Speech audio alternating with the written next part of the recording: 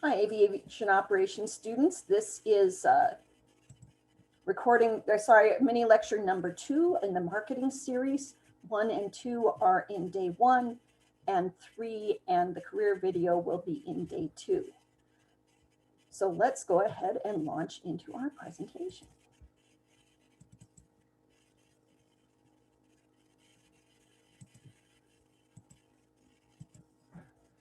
All right, so I'm showing you this picture again to consider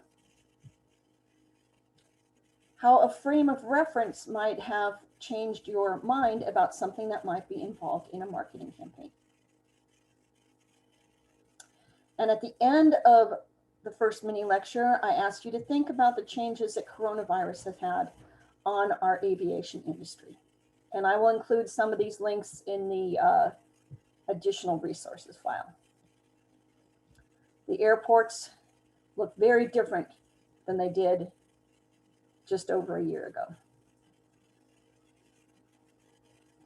So now I want to move on to some other economic factors today, some things that are impacting the aviation economy. Fractional ownership is up.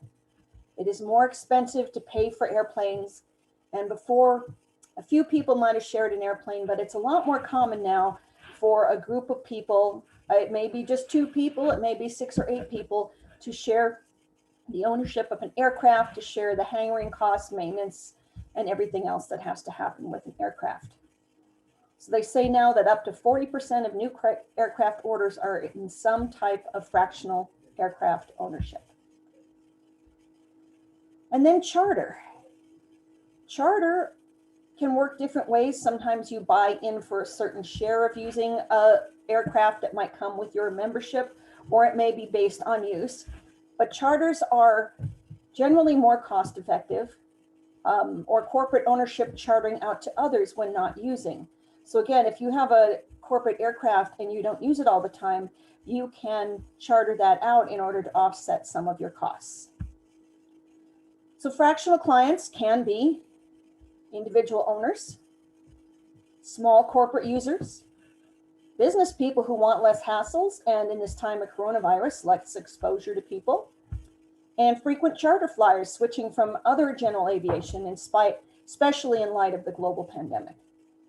So whether it's fractional ownership of an aircraft or charter, these are some of the factors that factor into that decision. And Tori, who was last week's career speaker, she works in the area of charter aircraft. She is headed down to the Bahamas this week. So in general, fractional ownership of an aircraft is lower cost than having your own flight department. Maintenance is part of the fees. It's generally faster than airlines. Again, no long security lines, no temperature checks, less exposure. Choice of aircraft. You pay for what's used. You don't have to pay for deadheading, a crew member flying to a particular destination to assume a duty, or aircraft positioning, moving the aircraft to where needed.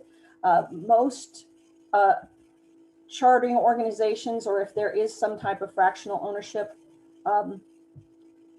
they make sure that the airplane is in use in both directions. You also have more choice of airports. So again, this is a picture from presidential aviation. Business people can fly wherever, whenever they want to. We also need to look at how do we create new customers. If you're going to start a new business, everyone is going to be a new customer. So how do you encourage them to look at your business? One way is with discounts, camps and programs that introduce flying. The sport pilot license, which was thought to be a huge market, and while there continue to be programs with the sport pilot license, it has not been the market that people imagined. Technology, use of simulators, distance learning, other opportunities for aviation-based businesses, avionics, navigation systems, software, all of those are ways to connect. So for example, the charter flight companies, people can just go online and order an airplane to be when and where they want. They can get a choice of types of aircraft. If they're looking for particular meals or particular things, that can be written in there, or it might already be in their profile. So that information is all there. What kind of car do they want to have waiting for them when they get there? Other impacts are tort reform. As we discussed the General Aviation Revitalization Act of 1994, and we saw that it did have mixed results. We did not have the kind of production and jobs that were anticipated, but the price per aircraft has gone up. The downside, as we see some up and downs in the aviation industry, we see airport closures, we see a likelihood with the coronavirus that we're going to see some of the smaller companies go under. It reflects back on the fact that this is a very interrelated industry. We are dependent on others. We are dependent on our customers, our suppliers, and those that are in the industry with us. So one of the things you need to do is get a feel for the aviation market in the area that you're looking at. And some sources of aviation and market projections are the FAA, the National Plan of Integrated Airport Systems, which we talked a little bit about, general aviation publications through AOPA, GAMA, or EAA. And I will post these links also under additional resources. So marketing, the process by which companies create value for customers and build strong customer relationships in order to capture value from customers in return. And so again, it's making that connection. You have a company, you create value, and that's important. But if you don't have someone who is giving you value in return, that can be a real challenge. So I ask you to consider that point.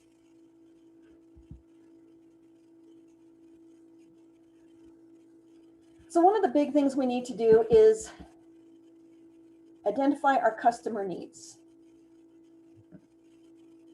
And there's different approaches. So if you maintain your market share, you may have 10% of all flight students, and the market of flight students is growing, then your business will grow simply by growing with the market. You can grow your market share, but if you're doing that, you're taking business away from your competition. You can do that through place-based marketing. If you go into the airport, you'll see that there is a little display of all sorts of local businesses. Cause-based marketing, you know, you're going to be more economical, you're going to be cheaper, you're going to have some specialty that other people don't have. If you have existing clients, another way to grow your business is to offer new products to the existing clients. So again, you're not taking new people, but they're paying you to provide more things to them. Make your own customers. Offer existing or new products and services to both new and existing customers. So examples of these are events like air shows or hosting an experimental aircraft association picnic, things like that. Discounts, maybe a free first ride, or as Summit Aviation does, a steeply discounted first ride. So I ask you to think about approaches, given your business concept, that would allow you to do one of these and which might be the best for you to do as you grow your business, whether to maintain market share, to grow your market share, to offer new products or potentially at new locations, or make your own customers by offering existing or new products and services to both new and existing customers. So again, we show this picture of a basic FBO. It's decided what the things are that are commonly purchased, and it has them available for purchase. So new markets, we want to consider wants versus needs. Need, you do need to eat. Want, you want to eat a specific food from a specific place. You want fried chicken from the Roost, you want that new drink from Starbucks. If you have the means or the buying power, you can create a demand for that product. And so you are going to, for example, you're going to Starbucks and you're going to pay for that overpriced latte. An exchange, a transaction occurs. It may be monetary or not. Bartering, trading, favors, building a connection. There's a lot of different ways. And especially if you build partnerships in business, some of these are things that you can do. So you need to think about, are there wants that your business provides? And in aviation, or are they needs? And in aviation, in many cases, they're wants, but if you consider corporate, it potentially could be a need because they just can't afford the time to go stand in line in security for 2 hours to get on an airplane and go someplace. So when we're considering markets, we look at the 4 utilities. You enhance your business by adding utility. That is how people can use you. Form utility, turning raw materials into finished goods, such as building an airplane or building a space shuttle food truck. Time utility, when the customer needs it. And so, for example, there are people who use things during the day. There are people who use things on the evenings or weekends. Or it could be a matter of cutting time down by doing overnight delivery. Place utility, where the customer needs it. With a food truck, you bring it to them. Having ATMs in bars. And possession utility, the satisfaction customers get when they possess a product, like buying a home or having that brand of headset.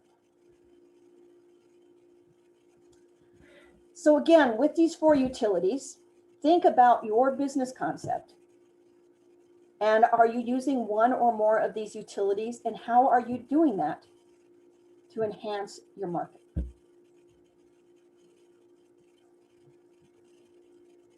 So these are some examples of things that are considered viable new markets: corporate aircraft maintenance, restoring antique aircraft, airline flight training, prop balancing, airport hotels and motels, air charter, aircraft servicing, airport snow removal, overnight package delivery, air ambulance, and retail merchandise in support of the aviation industry. There's others, but this is a list that gives you kind of an idea. So again, product and service identification. Which would you like to do in your business, at least when you start out, and where would you like to end up? Which things might you outsource through partnerships and referrals? For example, you may not do the aircraft maintenance itself, but you may have a relationship with, say, Arlen's to have the maintenance done. You may refer people to other businesses, and in turn, they may refer people to you. So relationship marketing, building a long-term relationship with satisfied customers. Again, the customer you have in a marketing standpoint and a financial standpoint is much less expensive than bringing in a new client. You have customer loyalty, and the concept in general, the customer is always right. Now, if the customer is irresponsible and breaks your procedures and breaks your aircraft, gets in trouble, if the customer treats your employees badly, those are things that you have to think about. With the customer is always right is a good policy to have, but you do have to decide where the limits of that policy are. If someone comes in yelling and screaming or waving a gun at their customer or at your employees, then perhaps the customer is not always right. So your total product, considering the whole package, for example, Yellowstone Club partnering with the Yellowstone Jet Center to give you a total experience from the time you touch the ground in Montana until the time you leave. You land, a red carpet is rolled out, there's people to carry your luggage, your rental car is waiting, running, ready for you to go.